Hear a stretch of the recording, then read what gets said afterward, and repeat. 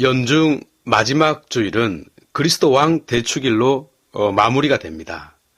한 해를 마감하면서 교회는 예수 그리스도를 온 누리의 임금으로 선포합니다.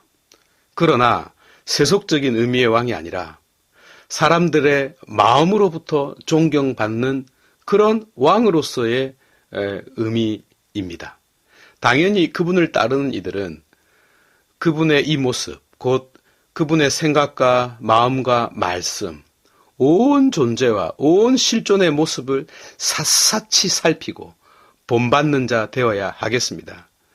그래서 무늬만 믿는 이가 아니라 그 속이 참으로 믿는 자 되어야 하겠습니다. 빌라도 총독 앞에서 빌라도가 묻습니다. 그대가 왕인가? 라고요. 예수님의 답변은 내 나라는 이 세상에 속하지 않는다 라고 말씀하셨습니다. 정확하게는 해 바실레이아 해 에메, 나의 나라는 우크 에스틴, 없다 혹은 여기에 없다. 어디로부터 액투 코스모스 투투, 이 세상 밖에는 없다는 뜻이죠. 그런데 직역을 하게 되면 내 나라는 이 세상으로부터 비롯되지 않는다는 뜻이 되죠. 그러면 이 세상 안에 있지 않다라는 오해를 이렇게가 생길 수 있기 때문에 이렇게 의역을 한 것입니다. 바로 이 답변에 근거하여 그분의 직무는 세상적인 의미와 구분되었습니다. 현대 세계에서 믿는 이들이 세상과 무엇이 다릅니까? 물론 우리 자신이 세상적인 존재이기 때문에 구분하기는 쉽지 않지만 엄밀한 의미에서는 분명히 구분됩니다.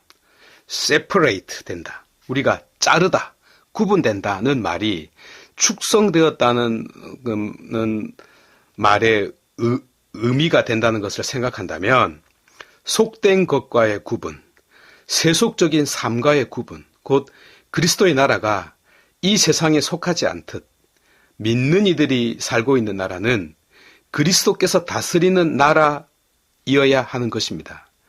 이제 그 나라를 살펴보아야 하겠네요.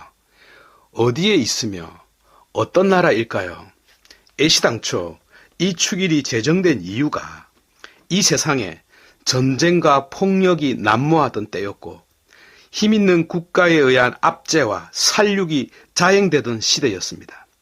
그러면서도 과학의 발전은 더더욱 사람을 무신론으로 옷 갈아입히게 했고 자본주의의 행포는 극에 달해서 노동자들의 인권은 노예의 삶과 다를 바 없을 정도였습니다. 무엇이 막 발전하는데, 뭐가 좋아지고 있는데, 이 땅에 발을 딛고 사는 이들에게 있어서 세상은 그저 하프 지옥과 같았습니다. 무엇이 문제였을까요? 교회는 그 주요한 원인을 통치로 보았습니다.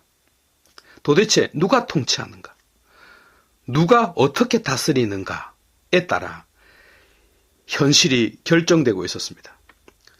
언제나 그랬듯이 교회의 최고 수장은 번뇌하면서 다시금 복음회로 눈을 돌렸습니다.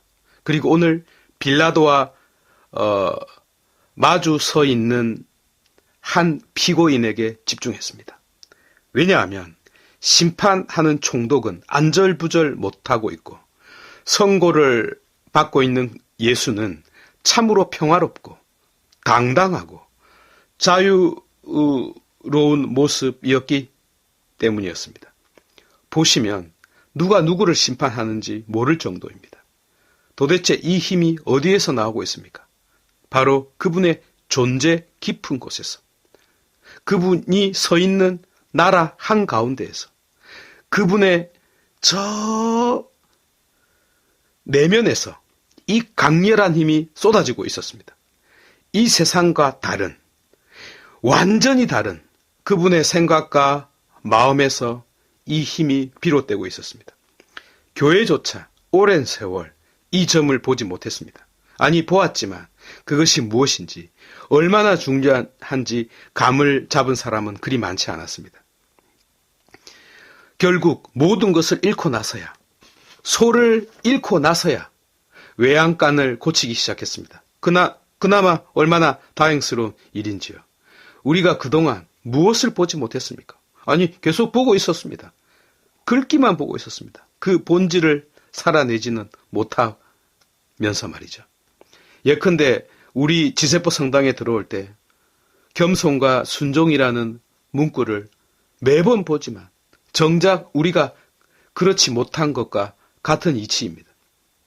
그래서 꾸아스 프리마스, 그 첫 번째가 도대체 무엇이었습니까? 바로 왕직이었습니다. 그러나 힘이 아니라 사랑으로 다스리는 왕직이었습니다. 힘이 있으면요, 그 힘만큼 다 할 수 있습니다. 그건 아무나 할 수 있는 겁니다. 그러나 그리스도께서는 그렇게 하지 않았습니다. 오히려 당신 자신을 내어주시는 약함으로 통치했습니다. 이로써 사제직 또한 뒤따라왔습니다. 사제가 아닌 그리스도께서 멜키체덱과 같은 대사제로서의 직분을 수행하고 완성하게 된 것입니다. 이 과정을 더듬어 가보면 결국 필리피 창가가 노래하고 있듯이 하느님의 특권을 버리는 낮춤, 곧 구원을 위한 첫걸음이자 마지막인 겸손에 맞닥뜨리게 됩니다. 이것이 예언직입니다. 이 왕직, 사제직, 예언직, 이 삼중 직무를 통하여 다스리는 나라가 그리스도께서 통치하는 나라입니다.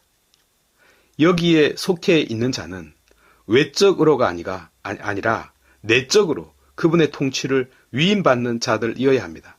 그러나 불행하게도 교회 안에 겸손을 찾아보기란 마치 바닷가 해변 백사장에서 단추 하나를 찾는 격입니다. 그래서 교회가 성장이 멈춘 것입니다. 우리에게 주어진 이 삼중 직무의 본질을 살아내지 못하기 때문에요. 혹자의 비판이 귀를 때립니다. 지금 이 세상이 이렇게 된 것은 세상 탓이 아니라 바로 믿는 이들이 제대로 믿지 않았기 때문이라는 그 비판 말입니다.